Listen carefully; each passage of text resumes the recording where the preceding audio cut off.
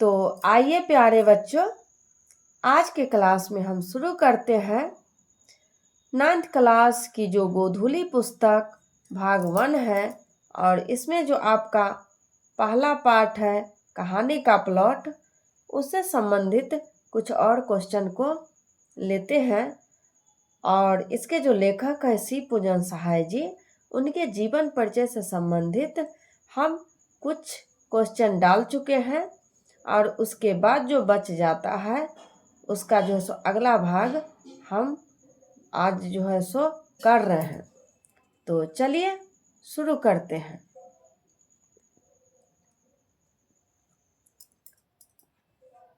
तो सी पूजन सहाय जी हिंदी साहित्य के लोकप्रिय कथाकार है, लेखक है। तो उनके बारे में हम और कुछ जानते हैं। शिक्षा और करियर, यानी उनकी जो प्रारंभिक शिक्षा हुई थी, यानी शुरुआत की शिक्षा जो हुई थी, वो जो है सो उनके ही गांव में हुई थी। उनका गांव कहाँ है? उनवास। और ये कहाँ है? बक्सर में। तो गांव में ही जो है सो उनका प्रारंभिक शिक्षा, शुरुआत की शिक्षा हुई। उसके बाद मैट्रिक का एग्जाम वो आरा के एकेडमी से पास किए। उसके बाद जो है सो हिंदी की प्रतिष्ठित पत्रिका मतवाला के ये संपादक मंडल में भी रह चुके हैं। बिहार राष्ट्रभाषा परिषद उनकी कल्पना का साकार रूप है। यानी बिहार राष्ट्रभाषा परिषद जो है वो उन्हीं की कल्पना का साकार रूप है।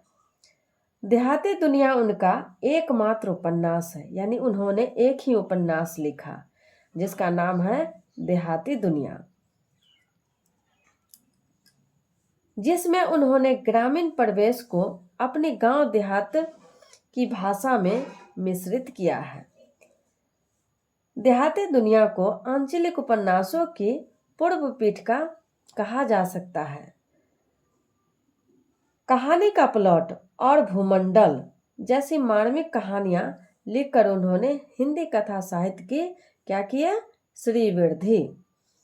उसके बाद उनकी और जो रचनाएं हैं उसका नाम है देहाती दुनिया, विभूति, दो घड़ी, बिंब प्रतिबिंब, वे दिन वे लोग आदि पुस्तकों के अलावा सैकड़ों कहानियां, लेख, निबंध विभिन्न पत्र पत्रिकाओं एवं संग्रहों में प्रकाशित संकलित हैं। और जो उनकी और भी जो रचना है वो उनकी संपूर्ण रचनाओं का संकलन का क्या नाम है? सी पूजन रचनावली। क्या नाम है? सी पूजन रचनावली नाम से 4 खंडों में, कितने खंडों में? 4 खंडों में बिहार राष्ट्रभाषा परिषद पटना द्वारा प्रकाशित किया गया था। हिंदी का प्रथम आंचलिक उपन्यास देहाती दुनिया को कहा जा सकता है। वैसे आंचलिक उपन्यास जो है वो मैला आंचल है, और मैला आंचल के लेखक फणेश्वर नाथ रेणु जी है। और मैला आंचल का प्रकाशन वर्ष 1954 ईस्वी है, लेकिन इसको भी आंचलिक उपन्यास कहा जा सकता है। देहाती दुनिया उपन्यास जो है इसका जो प्रकाशन हुआ था वो हुआ था 1926 ईस्वी में। 1926 ईस्वी में देहाती दुनिया को प्रकाशित किया गया था और इसको जो है सो आंचलिक उपन्यास कहा गया। उसके बाद जो है सो वे दिन वे लोग जो है वो इनका क्या है? संस्मरण है। ये संस्मरण विधा में लिखी गई है। कौन सी रचना? वे दिन वे लोग। उसके बाद इनकी एक कहानी संग्रह है जिसका नाम है विभूति। क्या नाम है? विभूति। उसके बाद इनको पुरस्कार मिला था हिंदी साहित्य में योगदान के लिए 1960 में पद्म विभूषण। कौन सा मिला? 1960 में पद्म विभूषण। सी पूजन सहाय जी हिंदी के प्रसिद्ध क्या क्या थे? उपन्यासकार थे, कहानीकार थे, संपादक थे और पत्रकार भी थे। यानी इतने सारे जो है सो थे। उसके बाद इनकी जो भाषा है वो है सरल, स्वाभाविक और ग्रामीण जीवन से जुड़ी हुई। कैसी भाषा है? सरल, स्वाभाविक और ग्रामीण जीवन से जुड़ी हुई।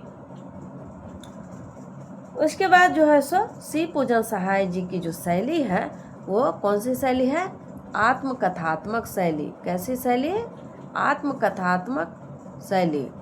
आत्मकथात्मक शैली में इन्होंने लिखा है। उसके बाद है सी पूजन सहाय की कहानी की विशेषता।